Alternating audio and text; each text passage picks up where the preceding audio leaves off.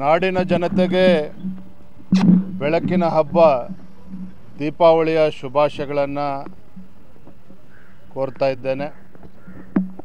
ಈ ವಿಶೇಷ ದಿನದಂದು ದೀಪಾವಳಿಯ ಶುಭ ಸಂದರ್ಭದಲ್ಲಿ ನಾನು ನಮ್ಮ ಹಿರಿಯರಾಗಿರ್ತಕ್ಕಂಥ ವಿರೋಧ ಪಕ್ಷದ ನಾಯಕರು ಛಲವಾದಿ ನಾರಾಯಣಸ್ವಾಮಿ ಅವರು, ಹಿರಿಯ ಶಾಸಕರು ಆತ್ಮೀಯರಾಗಿರ್ತಕ್ಕಂಥ ಕೃಷ್ಣಪ್ಪನವರು, ಮತ್ತೋರ್ವ ಶಾಸಕ ಮಿತ್ರರು ರಾಮಮೂರ್ತಿ ಅವರು, ನಮ್ಮೆಲ್ಲ ಪಕ್ಷದ ಮುಖಂಡರು, ಮಾಜಿ ಮುಖ್ಯಮಂತ್ರಿಗಳು, ಕೇಂದ್ರದ ಗೌರವಾನ್ವಿತ ಸಚಿವರಾಗಿರುವಂತಹ ಮಾನ್ಯ ಶ್ರೀ ಕುಮಾರಸ್ವಾಮಿ ಅವರನ್ನ ಎಚ್ ಡಿ ಕುಮಾರಸ್ವಾಮಿ ಅವರನ್ನ ಭೇಟಿ ಮಾಡಿ ದೀಪಾವಳಿಯ ಶುಭಾಶಯಗಳನ್ನು ಅವರಿಗೆ ಸಲ್ಲಿಸಿದ್ದೇನೆ. ಕಳೆದ ಗಣಪತಿ ಹಬ್ಬದ ಸಂದರ್ಭದಲ್ಲೂ ಕೂಡ ಅವರನ್ನು ಭೇಟಿ ಮಾಡಬೇಕು ಅಂತೇಳಿ ಪ್ರಯತ್ನ ಮಾಡಿದ್ದೆ, ಆಗಿರಲಿಲ್ಲ. ಹಾಗಾಗಿ ಹಬ್ಬದ ಸಂದರ್ಭದಲ್ಲಿ ಅವರನ್ನು ಮತ್ತು ನಿಖಿಲ್ ಕುಮಾರಸ್ವಾಮಿ ಅವರನ್ನು ಕೂಡ ಭೇಟಿ ಮಾಡಿ ಹಬ್ಬದ ಶುಭಾಶಯಗಳನ್ನು ನಾನು ಕೋರಿದ್ದೇನೆ. ಇದೇ ಸಂದರ್ಭದಲ್ಲಿ ರಾಜ್ಯದ ರಾಜಕೀಯ ಪರಿಸ್ಥಿತಿಯ ಬಗ್ಗೆಯೂ ಕೂಡ ನಾವು ಚರ್ಚೆ ಮಾಡಿದ್ದೇವೆ. ಬಹಳ ದಿನಗಳಿಂದ ಅವರ ಮನಸ್ಸಲ್ಲೂ ಕೂಡ ಇತ್ತು, ಒಂದು ಕೋಆರ್ಡಿನೇಷನ್ ಕಮಿಟಿ ಒಂದು ಆಗಬೇಕು ಅಂತೇಳಿ. ಹಾಗಾಗಿ ಅವ್ರ ಸಲಹೆಗಳನ್ನು ಇವತ್ತು ಕೇಳಿದ್ದೇನೆ. ಬೆಂಗಳೂರು ಮಹಾನಗರ, ಯಾಕೆಂದರೆ ಗ್ರೇಟರ್ ಬ್ಯಾಂಗ್ಳೂರು ಇವತ್ತೇನು ಚುನಾವಣೆಗಳು ನಡಿಬೇಕಾಗ್ತದೆ, ಆ ದೃಷ್ಟಿಯಿಂದ ಬೆಂಗಳೂರಿಗೆ ಸೀಮಿತವಾಗಿ ಒಂದು ಕೋಆರ್ಡಿನೇಷನ್ ಕಮಿಟಿಯನ್ನು ಮಾಡೋಣ, ಮತ್ತು ರಾಜ್ಯಕ್ಕೆ ಸಂಬಂಧಪಟ್ಟಂಥ ಈ ಮತ್ತೊಂದು ಕೋಆರ್ಡಿನೇಷನ್ ಕಮಿಟಿ, ಎರಡು ಕೋಆರ್ಡಿನೇಷನ್ ಕಮಿಟಿಯನ್ನು ಮಾಡೋಣ ಅನ್ನುವ ಸಲಹೆಯನ್ನು ಮಾನ್ಯ ಎಚ್ ಡಿ ಕುಮಾರಸ್ವಾಮಿ ಅವರು ನೀಡಿದ್ದಾರೆ. ಒಂದು ವಾರ 8 ದಿನದಲ್ಲಿ ಅವರ ಹೆಸರುಗಳು ಕಳಿಸ್ಕೊಡ್ತೇನೆ ಅನ್ನೋ ಮಾತನ್ನು ಕೂಡ ಅವ್ರು ಹೇಳಿದ್ದಾರೆ. ಅವ್ರು ಕಳಿಸಿದ ನಂತರ ನಾನು ಕೂಡ ನಮ್ಮ ಪಕ್ಷದ ಎಲ್ಲ ಹಿರಿಯ ಮುಖಂಡರ ಜೊತೆ ಚರ್ಚೆ ಮಾಡಿ ಒಂದು ಕೋಆರ್ಡಿನೇಷನ್ ಕಮಿಟಿ ತೀರ್ಮಾನ ಮಾಡ್ತೇವೆ, ಒಂದು ಘೋಷಣೆಯನ್ನು, ಹೆಸರುಗಳ ಘೋಷಣೆಯನ್ನು ಕೂಡ ಮಾಡ್ತೇವೆ. ಒಟ್ಟಾರೆಯಾಗಿ ಇವತ್ತಿನ ಚರ್ಚೆಯ ಸಾರಾಂಶ ಅಂತ ಹೇಳಿದರೆ, ದಿನೇ ದಿನೇ ರಾಜ್ಯ ಸರ್ಕಾರ ಇವರ ಆಡಳಿತ ವೈಖರಿ ಹದಗೆಟ್ಟಿರುವಂಥದ್ದು. ಬೆಂಗಳೂರಿನ ಪರಿಸ್ಥಿತಿ ಇರ್ಬೋದು, ರಾಜ್ಯದ ಪರಿಸ್ಥಿತಿ ಇರ್ಬೋದು, ಯಾವುದೇ ಒಂದು ಅಭಿವೃದ್ಧಿ ಇಲ್ಲದೇ ಇವತ್ತು ಇಡೀ ಶಾಪವನ್ನು ಹಾಕ್ತಾ ಇದ್ದಾರೆ ಕಾಂಗ್ರೆಸ್ ಸರ್ಕಾರದ ಬಗ್ಗೆ.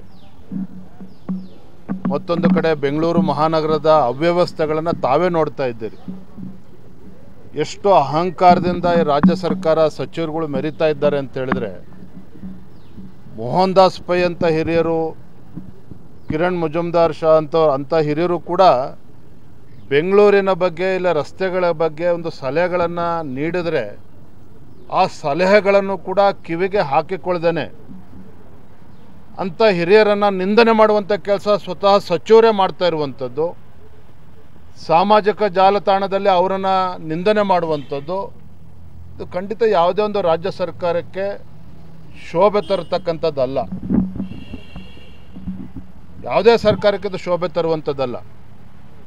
ಹಿಂದೆ ಯಡಿಯೂರಪ್ಪನವ್ರು ಮುಖ್ಯಮಂತ್ರಿಗಳು ಇದ್ದಾಗ ಇದೇ ರೀತಿ ಸಲಹೆಗಳನ್ನು, ಟೀಕೆಗಳು ಬಂದಾಗಲೂ ಸಹ ಯಡಿಯೂರಪ್ಪನವರು ಮೋಹನ್ ದಾಸ್ ಪೈ ಅವರನ್ನು ಮನೆಗೆ ಕರೆಸ್ಕೊಂಡು ಅವ್ರಿಗೆ ಟೀ ಕುಡಿಸಿ ಅವರ ಸಲಹೆಗಳನ್ನು ಸ್ವೀಕಾರ ಮಾಡಿದ್ರು, ಸಕಾರಾತ್ಮಕ ತೆಗೆದುಕೊಂಡಿದ್ರು ಟೀಕೆಗಳನ್ನು.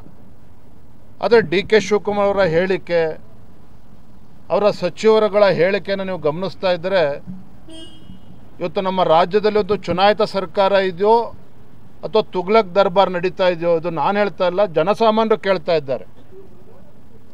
ಭ್ರಷ್ಟಾಚಾರದ ಬಗ್ಗೆ ಯಾವ ರೀತಿ ಚರ್ಚೆಗಳು ನಡೀತಾ ಇದೆ. ಮೊನ್ನೆ ದಿನ ನಮ್ಮ ಸಂಸದರು ರಾಘವೇಂದ್ರ ಅವರು ಹೇಳಿದರು, ಇಲ್ಲಿ ಹಣ ಸಂಗ್ರಹಣೆ ಮಾಡಿಕೊಂಡು ಬಿಹಾರ್ ಚುನಾವಣೆಗೆ ತೆಗೆದುಕೊಂಡು ಹೋಗ್ತಾ ಇದ್ದಾರೆ ಅಂತ ಹೇಳಿದಾಗ, ಏನು ಸಚಿವರಾದಿಯಾಗಿ ಟೀಕೆಗಳನ್ನು ಮಾಡಿದ್ರು, ಪ್ರೂಫ್ ಕೊಡಿ ಅಂತೇಳಿ. ಯಾಕೆ ಸ್ವಾಮಿ, ST ಡೆವಲಪ್ಮೆಂಟ್ ಕಾರ್ಪೊರೇಷನ್, ವಾಲ್ಮೀಕಿ ಅಭಿವೃದ್ಧಿ ನಿಗಮ ಹಗರಣ ಮರ್ತೋಯ್ತಾ ಸಿದ್ದರಾಮಯ್ಯನವರು, ಡಿ ಕೆ ಶಿವಕುಮಾರ್ ಅವ್ರಿಗೆ? ಏನೊತ್ತು ಪ್ರೂಫ್ ಕೊಡಿ ಅಂತ ಕೇಳ್ತಾ ಇದ್ದೀರಲ್ಲ. ವಾಲ್ಮೀಕಿ ಅಭಿವೃದ್ಧಿ ನಿಗಮದ ಹಗರಣದಲ್ಲಿ ರಾಜ್ಯದಿಂದ ಹಣವನ್ನು ತೆಲಂಗಾಣಕ್ಕೆ ತೆಗೆದುಕೊಂಡೋಗಿ ಸಾವಿರಾರು ಬೇನಾಮಿ ಅಕೌಂಟ್ಗಳನ್ನು ಓಪನ್ ಮಾಡಿ ಡ್ರಾ ಮಾಡಿ ಅದನ್ನು ಕ್ಯಾಶನ್ನು ಚಿನ್ನ ಖರೀದಿ ಮಾಡಿದ್ರಿ. ಲೋಕಸಭಾ ಚುನಾವಣೆಯಲ್ಲೂ ಕೂಡ ಬಳಸಿರ್ತಕ್ಕಂಥದ್ದು ಎನ್ಫೋರ್ಸ್ಮೆಂಟ್ ಡೈರೆಕ್ಟರೇಟ್ ನೇರವಾಗಿ ಹೇಳಿದೆ. ಇದು ಪ್ರೂಫ್ ಅಲ್ವಾ ನಿಮಗೆ? ಕಾಂಟ್ರಾಕ್ಟರ್ ಅಸೋಸಿಯೇಷನ್ ಪತ್ರ ಬರೆದಿದ್ದಾರೆ. ಮೇಜರ್ ಇರಿಗೇಷನ್ನು ನೀರಾವರಿ ಇಲಾಖೆಯಲ್ಲಿ ಇವತ್ತು LOC ರಿಲೀಸ್ ಆಗ್ತಾ ಇಲ್ಲ, 60% 70% ಕಮಿಷನ್ ಕೇಳ್ತಾ ಇದ್ದಾರೆ ಅಂತ ಹೇಳಿದ್ರೆ ಮಾನ್ಯ DK ಶಿವಕುಮಾರ್ ಅವರು ಹೇಳ್ತಾರೆ ಕಂಪ್ಲೇಂಟ್ ಕೊಡಲಿ ಅಧಿಕೃತವಾಗಿ ಅಂತೇಳಿ. ಅಧಿಕೃತ ಪತ್ರನೇ ಬರೆದಿದ್ದಾರೆ ರಾಜ್ಯ ಸರ್ಕಾರಕ್ಕೆ. ಇನ್ಯಾವ ಕಂಪ್ಲೇಂಟ್ ಬೇಕು ನಿಮಗೆ? ಸ್ವತಃ ಬಸವರಾಯ ರೆಡ್ಡಿ ಅವರು ಮುಖ್ಯಮಂತ್ರಿಗಳ ಆರ್ಥಿಕ ಸಲಹೆಗಾರರು ಏನು ಪತ್ರ ಬರೆದಿದ್ದಾರೆ?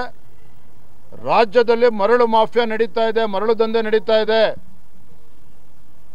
ಎಷ್ಟರ ಮಟ್ಟಿಗೆ ಮರಳು ದಂಧೆ ನಡೀತಾ ಇದೆ ಅಂತ ಹೇಳಿದ್ರೆ ಕರ್ನಾಟಕ ಸರ್ಕಾರಕ್ಕೆ ಪ್ರತಿ ವರ್ಷ 400-500 ಕೋಟಿ ಇದರಿಂದ ನುಕ್ಸಾನ ಆಗ್ತಾ ಇದೆ. ಇದನ್ನು ಸ್ವತಃ ಬಸವರಾಯ ರೆಡ್ಡಿ ಅವರು ಹೇಳಿದ್ದಾರೆ.